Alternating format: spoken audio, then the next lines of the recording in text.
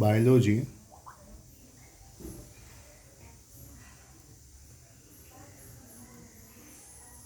Standard 11 chapter number 16 chapter number 16 કે આપણે ભણી રહ્યા છે પાચન તંત્ર વિશે, પાચન માર્ગ અને પાચક ગ્રંથિનો અભ્યાસ કર્યો. ગયા વિડીયોની અંદર આપણે નાના આંતરડામાં પાચન એટલે કે પાચનની ક્રિયા પણ પૂરી કરી કે જેની અંદર આપણે જઠરમાં પાચન, પહેલાં મુખમાં પાચન, પછી જઠરમાં પાચન અને ત્યારબાદ આંતરડાની અંદર પાચનનો આપણે અભ્યાસ કર્યો. હવે એના પછી આપણે જોઈશું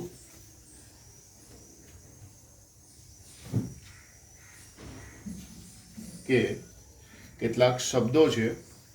પહેલાં આપણે જોઈશું કેલેરી મૂલ્ય અને પછી જોઈશું દેહધાર્મિક મૂલ્ય.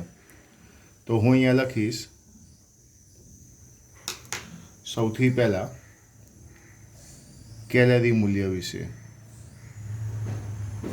કેલેરી મૂલ્ય, ઓકે. 1 ગ્રામ ખોરાકને બોમ્બ કેલોરી મીટરમાં 1 ગ્રામ ખોરાકને બોમ્બ કેલરી મીટરમાં સંપૂર્ણ દહનથી પ્રાપ્ત થતી શક્તિ કે જેને આપણે શું કહીશું, કેલેરી મૂલ્ય. અહીંયા હું લખી શકું 1 ગ્રામ ખોરાકને બોમ્બ કેલોરી મીટરમાં સંપૂર્ણ દહનથી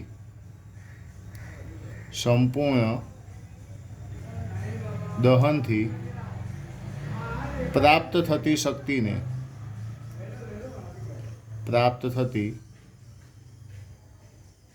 શક્તિને કેલરી મૂલ્ય કહેવામાં આવે. 1 ગ્રામ ખોરાકને બોમ્બ કેલરી મીટરમાં સંપૂર્ણ દહનથી પ્રાપ્ત થતી શક્તિને કેલરી મૂલ્ય કહે છે.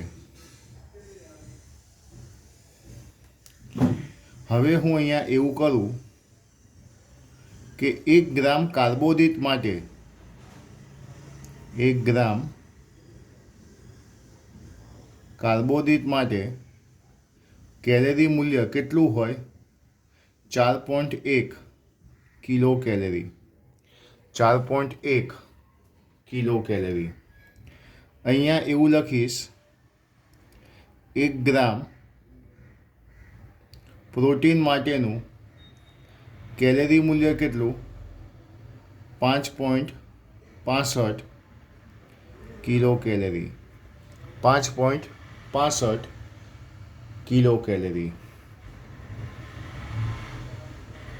1 ગ્રામ ચરબી. 1 ગ્રામ ચરબીનું કેલેરી મૂલ્ય કેટલું? 9.45 કિલો કેલેરી. 9.45 kilo calorie. તો આ થયું આપણે કેલેરી મૂલ્ય વિશેની માહિતી. 1 ગ્રામ ખોરાકને બોમ્બ કેલરી મીટરમાં સંપૂર્ણ દહનથી પ્રાપ્ત થતી શક્તિને કેલરી મૂલ્ય કહેવામાં આવે છે. અને કેલરી મૂલ્ય પછી અહીંયા આપણે લખીશું દેહધાર્મિક મૂલ્ય. એના પછી આપણે લખીશું દેહધાર્મિક મૂલ્ય. તો દેહધાર્મિક મૂલ્યની વ્યાખ્યા આપણે સમજીએ. 1 ગ્રામ ખોરાકના વાસ્તવિક દહન માટે 1 ગ્રામ ખોરાકના વાસ્તવિક દહન માટે જરૂરી શક્તિને, જરૂરી ઉર્જાને દેહધાર્મિક મૂલ્ય કહે છે. એટલે હું અહીંયા લખી શકું 1 ગ્રામ ખોરાકના વાસ્તવિક દહન માટે જરૂરી ઉર્જાને, જરૂરી શક્તિને, જરૂરી ઉર્જાને દેહધાર્મિક મૂલ્ય કહે છે.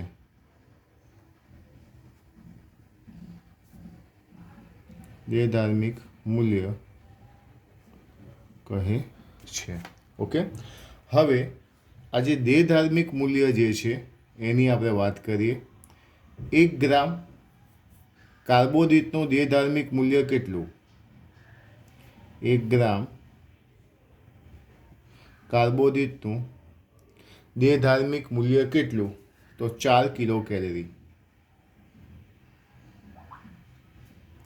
એવી જ રીતે 1 ગ્રામ પ્રોટીનનું દેહધાર્મિક મૂલ્યની વાત કરીએ તો પણ 4 કિલો કેલરી. જ્યારે 1 ગ્રામ ચરબીની વાત કરીએ, ચરબી માટે દેહધાર્મિક મૂલ્ય કેટલું? તો 9 કિલો કેલરી.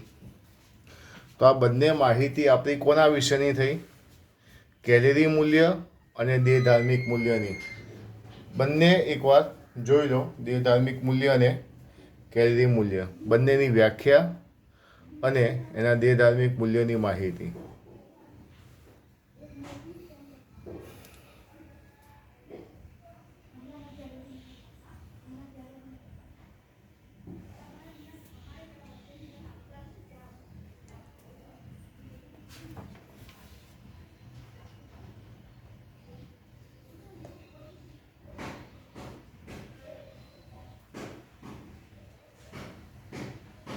આ સિવાય મેં તમને ગયા લેક્ચર્સની અંદર કેટલીક નોંધ વિશેની માહિતી આપી હતી.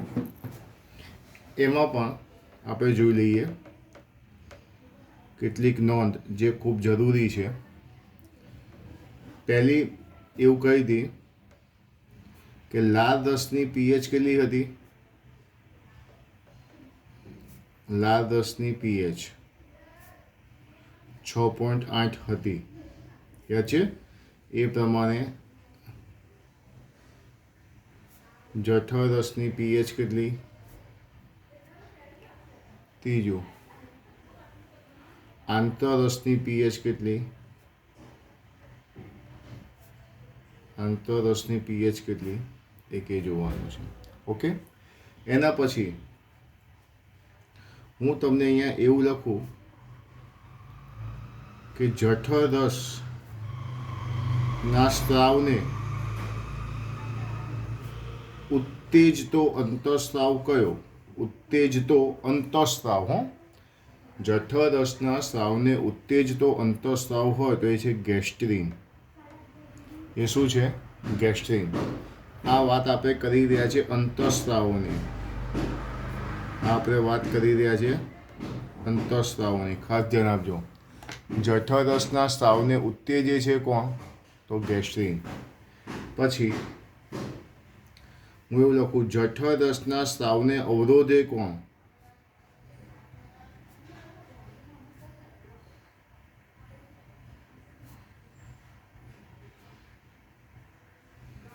જઠર રસના સ્ત્રાવને અવરોધે એનું નામ છે GIP, ગેસ્ટ્રીન ઇન્હિબિટિંગ પેપ્ટાઇડ.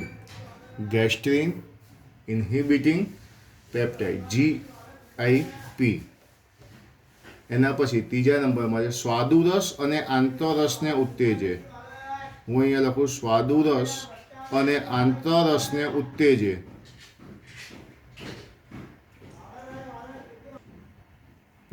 સ્વાદુરસ અને આંતરરસને ઉત્તેજે તે અંતઃસ્ત્રાવ કયો?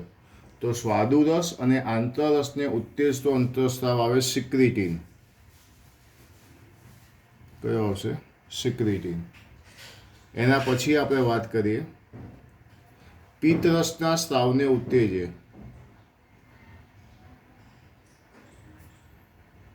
પિત્તરસના સ્ત્રાવને ઉત્તેજે. તો પિત્તરસના સ્ત્રાવને ઉત્તેજે છે કોલેસિસ્ટોકાઇનિન, જેને CCK કહેવાય. લખી નાખજો કોલેસિસ્ટોકાઇનિન.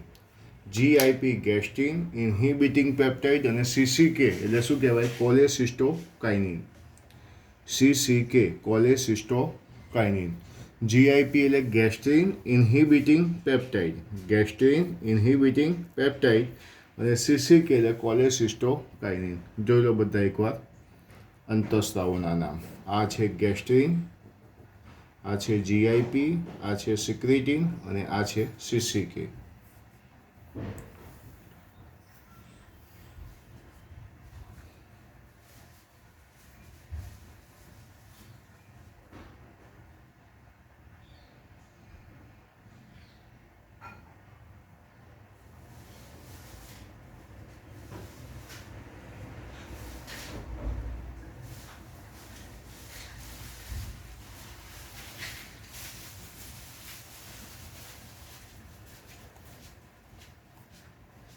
ઓકે, હવે આપણે જોઈશું પાચિત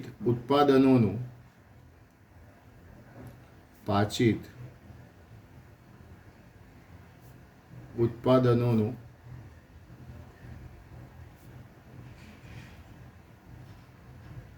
અભિશોષણ. પાચિત ઉત્પાદનોનું અભિશોષણ. ઓકે, તો હું અહીંયા એવું લખું કે પાચનની અંતિમ નિપજોનું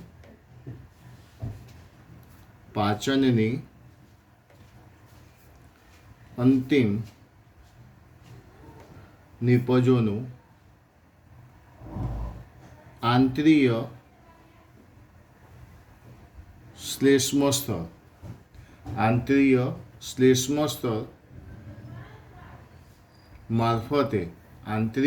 શ્લેષ્મ સ્તર મારફતે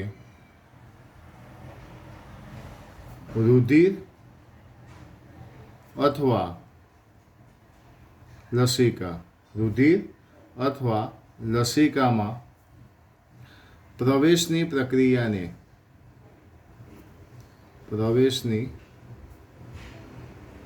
પ્રક્રિયાને અભિશોષણ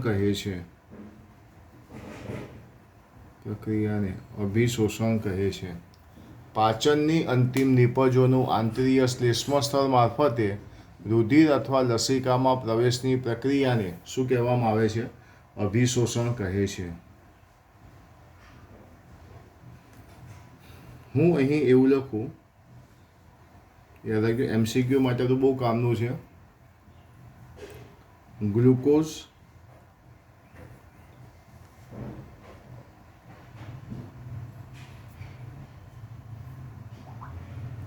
એમિનો એસિડ અને કેટલાક ક્લોરાઇડ આયનો. ગ્લુકોઝ, એમિનો એસિડ અને કેટલાક ક્લોરાઇડ આયનો સામાન્ય પ્રસરણ દ્વારા શોષાય છે અને રુધિરમાં પ્રવેશે છે.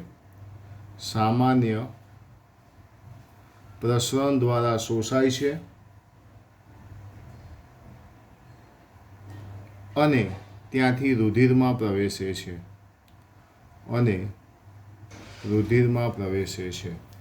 ગ્લુકોઝ, એમિનો એસિડ અને કેટલાક ક્લોરાઇડ આયનો સામાન્ય પ્રસરણ દ્વારા શોષાય છે અને રુધિરમાં પ્રવેશે છે. બીજી વસ્તુ, ફ્રુક્ટોઝ અને એમિનો એસિડ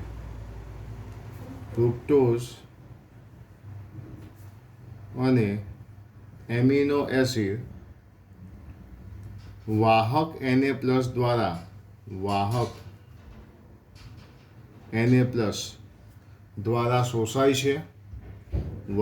Na+ દ્વારા શોષાય છે અને રુધિરમાં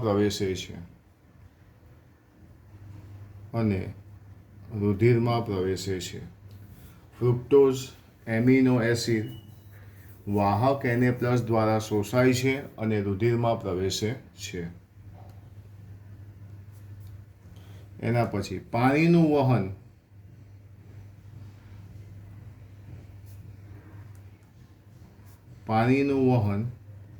આશ્રુતિ ડોળાંશ પર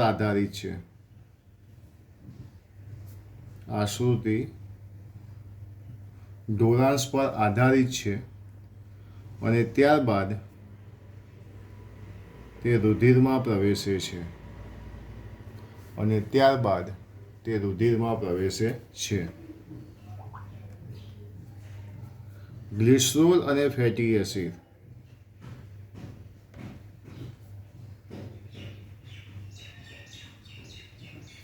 ગ્લિસરોલ અને ફેટી એસિડ અદ્રાવ્ય હોવાને કારણે રુધિરમાં શોષી શકાતા નથી.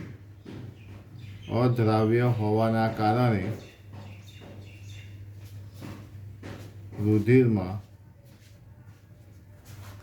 શોષી શકાતા નથી.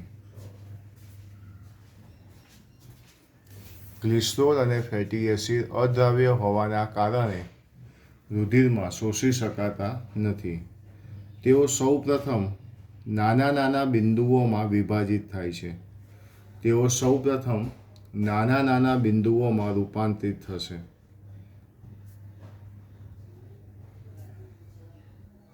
નાના નાના બિંદુઓમાં રૂપાંતરિત થાય છે. તેને મિસેલ્સ કહે છે. તેને મિસેલ્સ કહે છે. મિશ્રણીય ઘટકો કહે છે. ત્યારબાદ આ મિસેલ્સ નાના નાના બિંદુઓમાં રૂપાંતરિત થાય છે. તેને મિસેલ્સ કહે છે. ત્યારબાદ આ મિસેલ્સ એટલે શું કહેવાય? મિશ્રણીય ઘટકો. આને કહેવામાં આવે છે મિશ્રણીય ઘટકો. ત્યારબાદ આ જે મિશ્રણીય ઘટકો જે છે એ ફરીથી નાના નાના ગોલકોમાં ફેરવાય છે. ફરીથી નાના નાના ગોલકોમાં ફેરવાય છે. ફરીથી નાના નાના ગોલકોમાં ફેરવાય છે. જે રસાંકુરોની મદદથી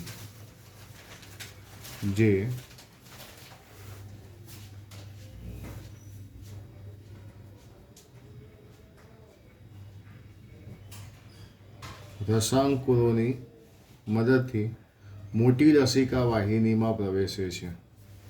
મોટી લસિકા વાહિની. MCQમાં પૂછાય મોટી લસિકા વાહિનીનું નામ શું? પયસ્વિની. ચલો, ત્યારબાદ આ નાના નાના ગોલકો રસાંકુરોની મદદથી મોટી લસિકા વાહિનીમાં પ્રવેશે છે. અને મોટી લસિકા વાહિનીમાંથી તે ક્યાં જાય છે? રુધિરમાં. રુધિરમાં જવા જોઈએ. ત્યાંથી ક્યાં પહોંચી ગયા? રુધિરમાં.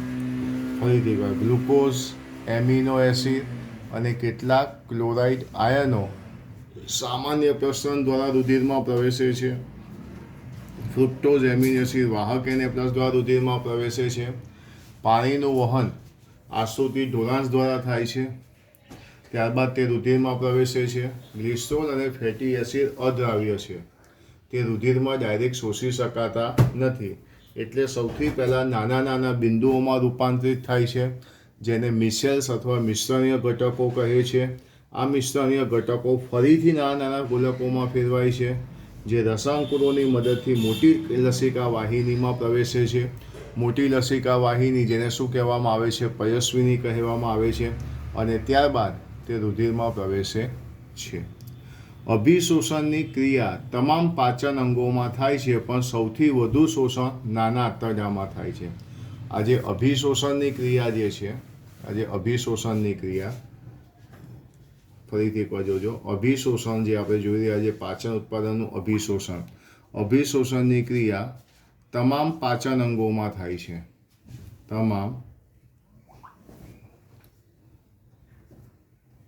પાચન અંગોમાં થાય, પણ સૌથી વધુ અભિશોષણ જે છે, સૌથી વધુ નાના આંતરડામાં થાય છે.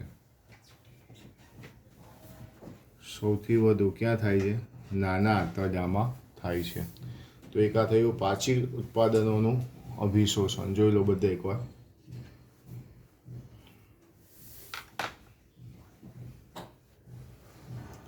ગ્લિસરોલ અને ફેટી એસિડ વાળો મુદ્દો ખાસ. ગ્લિસરોલ અને ફેટી એસિડ અદ્રાવ્ય હોવાના કારણે રુધિરમાં શોષી શકાતા નથી. તેઓ સૌપ્રથમ નાના નાના બિંદુઓમાં રૂપાંતરિત થાય છે, તેને મિસેલ્સ કહે છે. ત્યારબાદ આ મિશ્રણ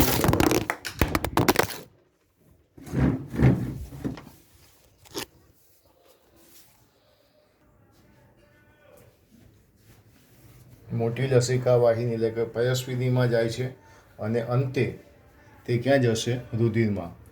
પદાર્થોનું અભિશોષણ પાચન માર્ગના વિવિધ અંગોમાં થાય છે, જેવા કે મુખ, જઠર, નાનું આંતરડું, મોટું આંતરડું બધામાં.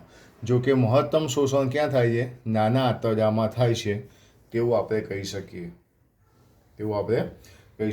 હવે એક વ્યાખ્યા છે સ્વઅંગીકરણની. વ્યાખ્યા કઈ છે?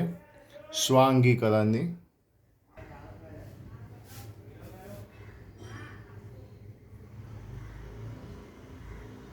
હવે આપણે લખ્યું સ્વાંગીકરણ. સ્વાંગીકરણ અભિશોષિત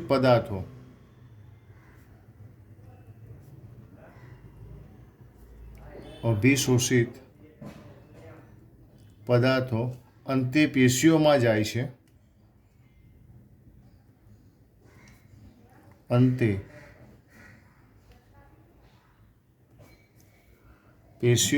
છે. જ્યાં તેમની પ્રક્રિયાઓમાં વપરાય છે, જ્યાં તેમાં થતી પ્રક્રિયાઓમાં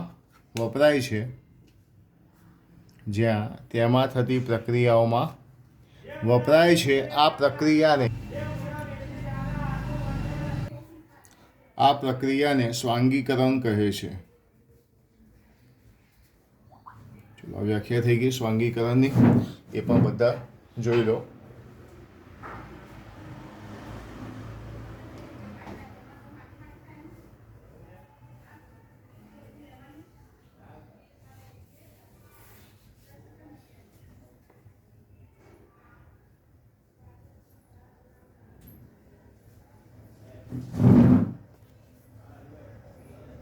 હવે આપણને ચોપડીમાં 16.1 પાચન તંત્રના વિવિધ ભાગોમાં અભિશોષણનો સારાંશ દર્શાવતો એક ચાર્ટ આપેલો છે. મુખમાં, જઠરમાં, નાના આંતરડામાં અને મોટા આંતરડાની અંદર અભિશોષણનો જે સારાંશ દર્શાવતો જે ચાર્ટ છે એ ખૂબ જ મહત્ત્વનો છે.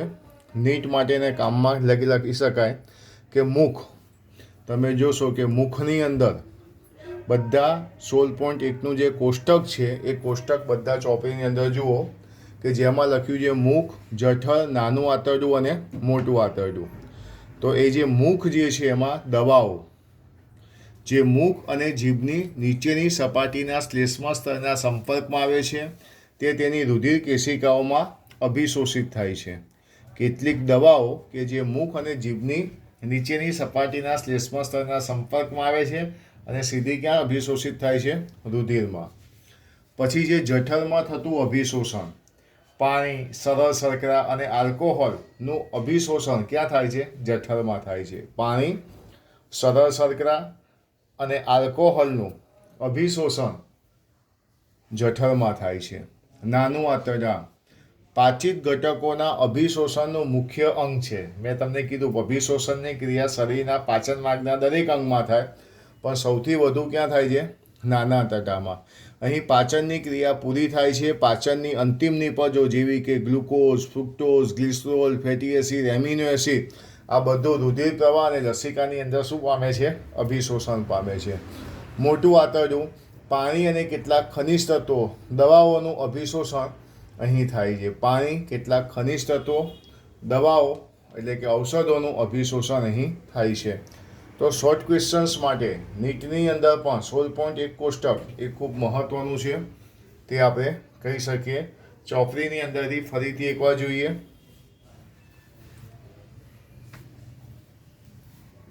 આપણે IMP ફોર નીટ લખેલું છે. મુખમાં થતું અભિશોષણ તમે ટેક્સ્ટ બુકની અંદર જોઈ લો. જે કોષ્ટક છે એને આપણા રીતે લખેલું છે, બધે એકવાર વાંચી જાઓ.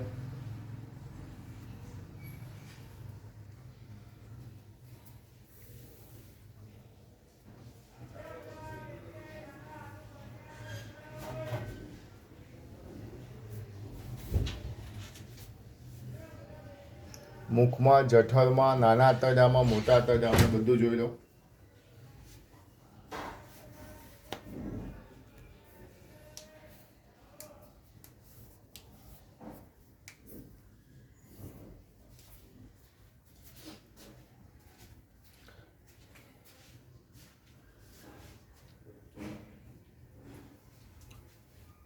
ઓકે, તો આજે આપણે અહીંયા ચેપ્ટર નંબર 16 પાચન અને અભિશોષણ આ ચેપ્ટર અહીં પૂરું થાય છે. 15.4 પાચન તંત્રની અનિયમિતતા જે આપણે આગળના વિડીયોમાં સમજાયેલી છે. પાચન તંત્ર, ડાયજેસ્ટ સિસ્ટમ, બરાબર, એ બધાય ખાસ અત્યારે જે PDF મોકલ્યું છે એમાંથી પણ બધાય બાકીના ટોપિક લખવાના છે. કોષ્ટક 16.1 આ ચેપ્ટરમાં જ્યાં જ્યાં સમીકરણ આવ્યા, જેટલા પણ અંતઃસ્ત્રાવોના નામ છે, ઉત્સેચકોના નામ જે છે એ બધા ખાસ યાદ રાખજો.